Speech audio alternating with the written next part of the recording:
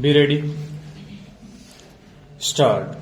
We used to know, for example, what belligerency was. Stop. Belligerency, I believe, is defined as waging a regular and recognized war. Stop. It must be regular and it must be recognized, otherwise, I suppose it is guerrilla fighting, which is not belligerency. Stop.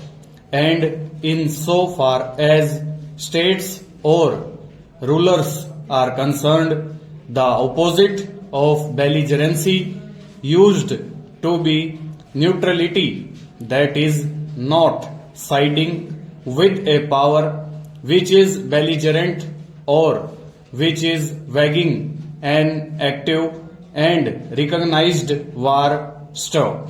Yet delegates here must know how vaguely the word neutrality or neutralism, as it is sometimes called, is used now, sometimes as a term of abuse, sometimes in a different way, but mostly in a manner which does not describe what is meant exactly. Stop. As I understand the terms belligerency and neutrality in relation to powers refer to a state of war or to countries not joining a war. Stop. But as everyone knows, these words are used even when there is no active war. Stop. If a country is supposed to be neutral today, then presumably some other country which is not neutral should be described as belligerent. Stop.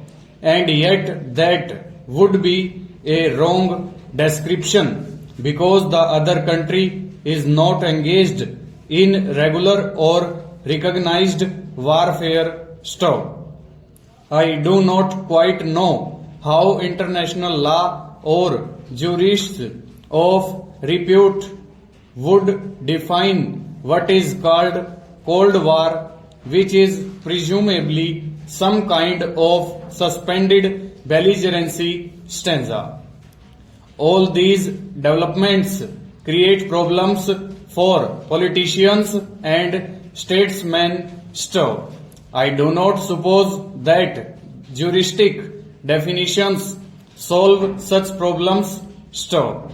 Nevertheless, they might clear the air a little, and I hope that an eminent body of scholars and jurists will throw light on these terms so that at least our thinking may become straight stanza.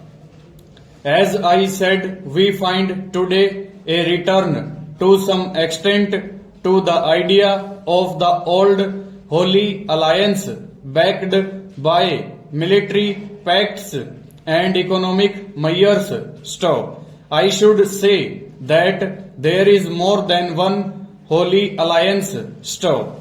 Behind all this lies enormous danger to the world in case of war. Stop. I take it that international law is meant primarily to prevent war. Stop. Its purpose is to settle problems and disputes by methods other than war. Stop. War is an absence of law. Stop. It is true that so far international law does not have behind it the same strength that domestic law does. Stop. But its main purpose is the avoidance of war. Stop. Almost everybody in the wide world dislike the idea of war today because it is so dangerous. Stop. How can jurists and lawyers help in the avoidance of war? Question mark. They cannot help directly in political developments, but they can do much here. Full stop. Over.